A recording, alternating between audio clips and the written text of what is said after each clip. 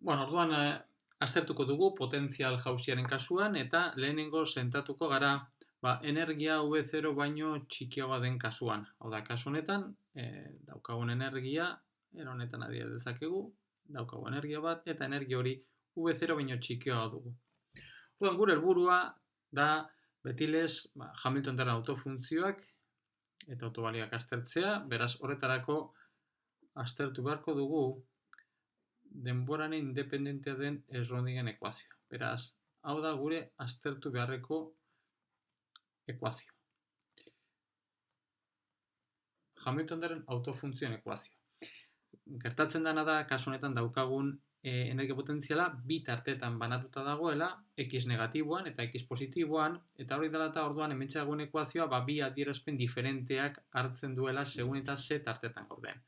Orduan hori dela eta banatuko dugu, bi tartetan gure azterpena, egingo dugu x negatiboari dagokion azterpena eta x positiboari dagokiona.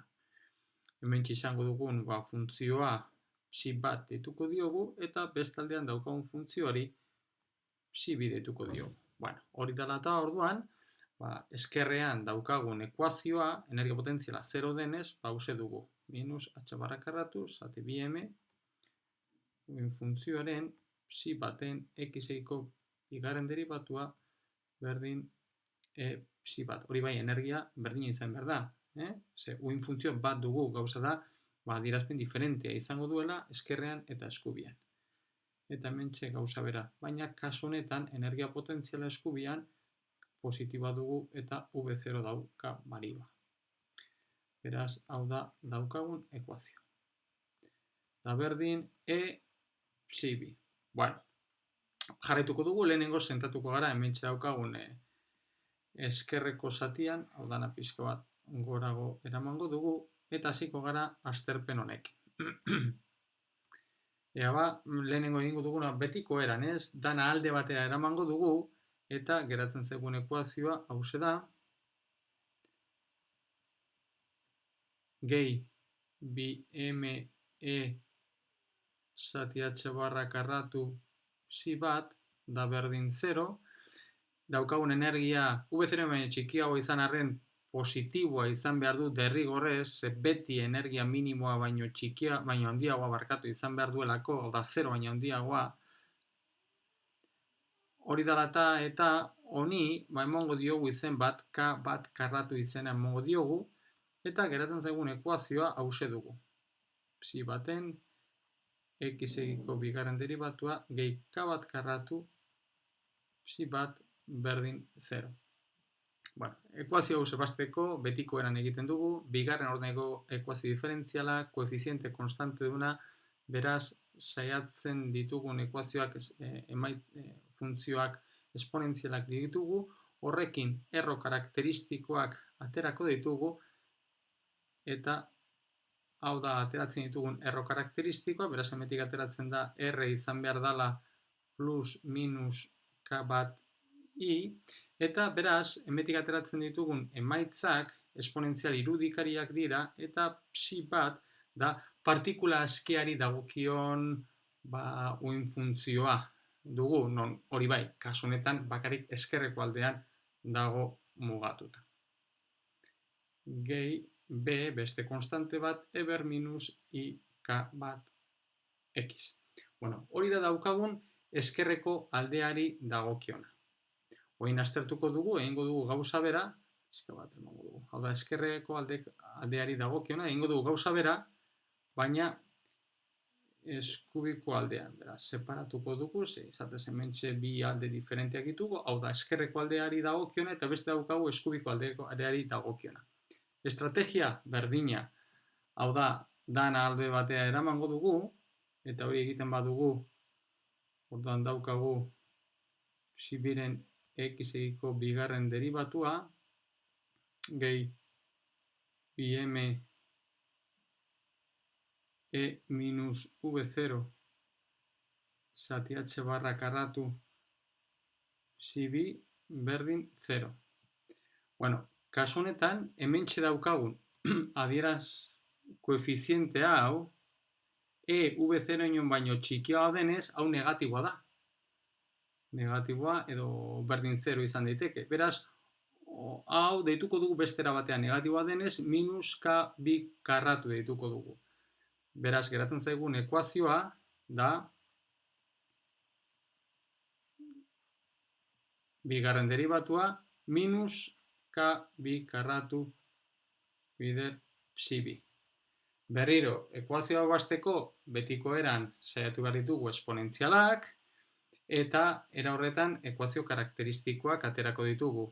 Oda, hemen egiten ari naz poliki hause, baina hurrengoan, ja, helburua da holako ekuazio bat daukagunean, helburua izan beharko litzateke ja zuzenean ikustea, ateratzea zeintzuk izan daitezken, izango diren ditugun emaitzak. Azken finean emaitzak biti dira esponentzial, daukagun energia potentziala, baldin eta konstantea bada, ez?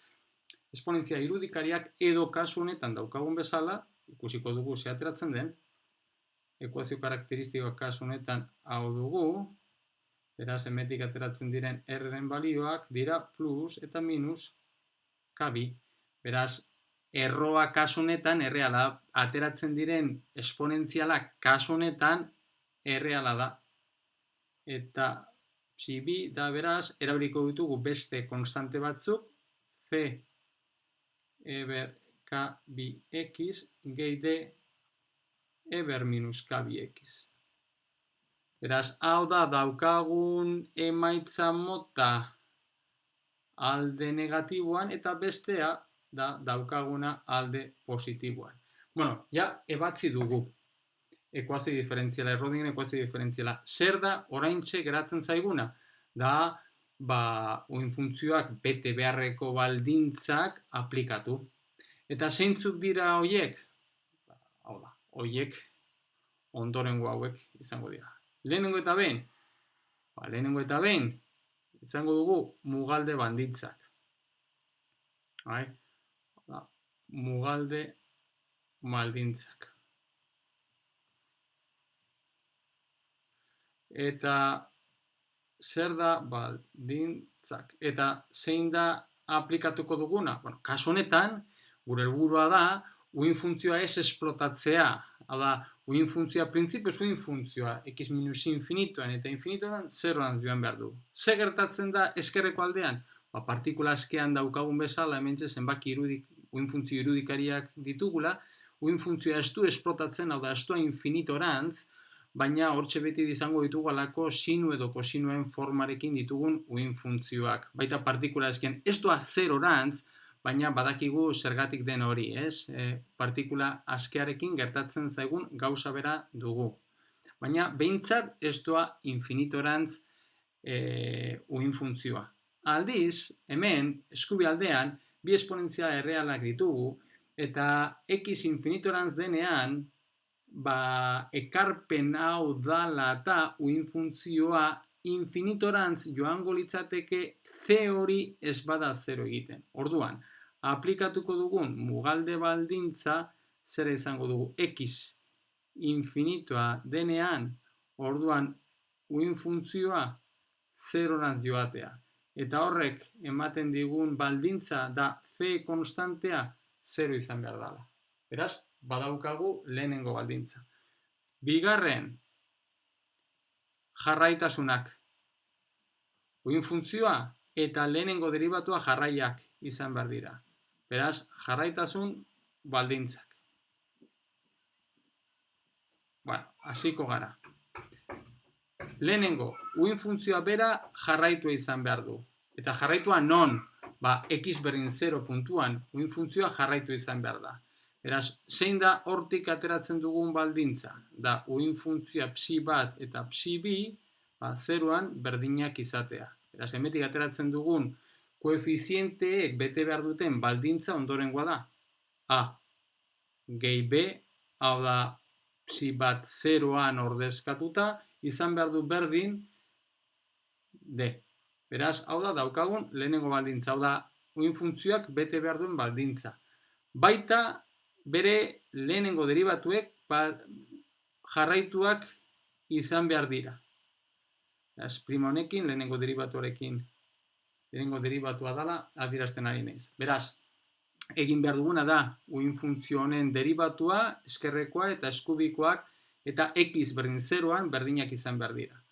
Hau da, ordezkatzen badugu, hemetik daukagu ik bat, da honen lehenengo deribatu egitean bide esponentziala 0an hori da bat ematen du, minus ik bi berdin b, izan behar du berdin, minus k bi bider d. Ez dut zeren eragina jartzen, ze hau 0 izan behar duelako lehenengo mugalde baldintza horrengatik. Bueno, ze ateratzen dugu hementxe? Hemetik ateratzen dugu bi baldintza. A-ak eta B-ek bete behar dituen bi baldintzak. Bigarren baldintza hause pixka bat txukunago jarriko dut, barkatu hemen ez da K2, da K1 ez da. Beraz, hau K1 daukagu.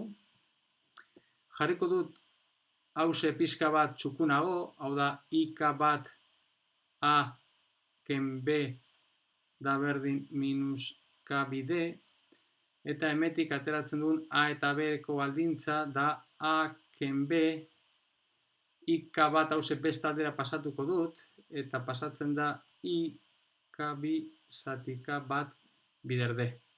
Beraz, hauek dira A eta B-ek bete behar dituen bi baldintza. Hementxe daukagu bat, eta hementxe daukagu beste bat. Hortik egingo dugu, hortik aterako dugu, bi konstante balio hirugarren baten funtzioa. Eta hori dela eta orduan gure uin funtzio osoa konstante batenpean geratuko zaigu. Printzipioz hori da normalizatu, uin funtzioa normalizatu ezkero balio zehatza hartuko duena. Oda, egingo dugu, aterako dugu, zein den A eta B dituen adierazpenak deren funtzioan. Eta horretarako erabiliko dugu hementxe dagoen bi adierazpen hauek, hemetik ateratzeko hori bera. Bueno, lehenengo eta esate baterako bi hauen batura egiten badugu, atera dezakegu bi aldiz A da berdin bat gehi ik2 zati K1 bider D. Beraz, A da berdin bat zati bi bat gehi ik2 zati K1 bider D. Hori lehenengoarekin. Eta gero, beren adierazpen ateratzeko egiten dugu lehenengo bi hauen arteko kenketa. Eta gauza bera ateratzen dugu, antzeko adierazpena, bedala bat biren, bat ken ik2 zati K1 bider D. Hau da, ateratzen ditugun adierazpenak. Eta adierazpen honekin, jarri dezakegu zein den daukagun uin funtzioaren adierazpen orokorra. Eta uin funtzioaren adierazpen orokorra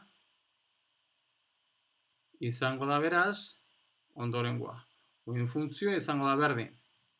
Lehenengo jarriko dugu eskerrekoa. Da A ik2, beraz, A-ak duen adierazpena da bat biren, bat gehi ik2 zati K1 bider D, eber ik1 x gehi bat biren, bat minus ik2 zati K1 bider D, ik1 x, eber minus ik1 x.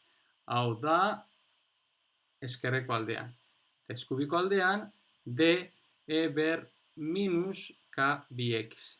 Non zer esan, hori da eskubiko aldean. Eta goian definitu dugu zeintzuk diren K1 eta K2-ren adierazpenak. Beraz, hau da geratzen zaigun uin funtzioen adierazpena. Aipagarria da gauza bat. Lehenengo eta eskerreko aldean ikusten dugu bi esponentzial hauen kombinazio lineala dugula. Zer esanik ez, esponentzial hauek garatu dezakegu eta jarri dezakegu sinu eta kosinuen funtzioan biak, eta hori dela eta orduan, funtzio ekarpen honen beste adierazpen bat izango denukeen sinu eta kosinuen funtzioan. Eta ikusiko denukeen erreala dala, izan behar den bezala. Eta gero bestaldetik, lehenengo eta behin, eskerran dagoen itxura edo, da partikula askeari dagokion uin funtzioaren itxura daukagu, bai? Eta gero bestaldetik, eskubialdean daukagu esponentzial hause. Orduan, ikusten dugu nola, klasikoki energia V0 baino txikioa bada, esan genuen nola ezin dela eskubialdean sartu. Kuantikoki uhin funtzioa ez da 0 eskubialdean. Beraz horrek esan edu badagoela probabilitate bat eskubialdean partikula aurkitaratzeko. Hori bai, ikusten dugu nola probabilitatea gero eta txikioa dula X mugatik urrunago egiterakoan. Baina probabilitatea ez da 0, aipagarria. Hori da emaitza erabat kuantikoa. Emaitza klasikokitik urrun dagoena. Aipatzekoa dugu. Bestaldetik, deren balioa printzipioz, hementxe dagoen deren balioa, ateratzeko hau egin beharko dugu da normalizatu. Gertatzen dena da, partikula eskiarekin gertatzen zaigun bezala, hau ezin dugu normalizatu. Ze hementxe eskerrean daukagun E ber X, dB ber minus X horiek, infinitora-ino egiten dutenez, orduan hau normalizatzea ez da posible. Baina hori da baita partikula eskiaren kasuan gertatzen zitzaiguna daukagu, bai.